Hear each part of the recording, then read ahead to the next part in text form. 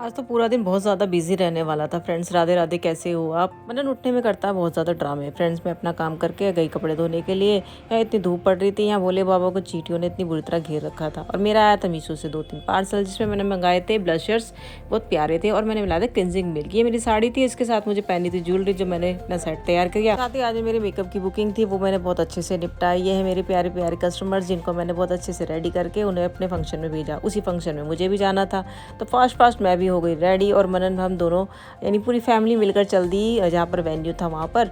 हम जल्दी जल्दी पहुँचे, तो इतने में जब भी हम पहुँचे थे तभी बारात आ गई।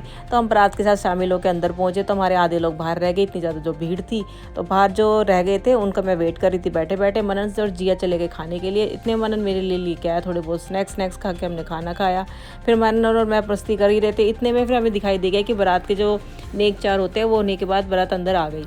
यहाँ पर जो बैक पेपर बैंड था उन्होंने थोड़े बहुत करते हुए दिखाए।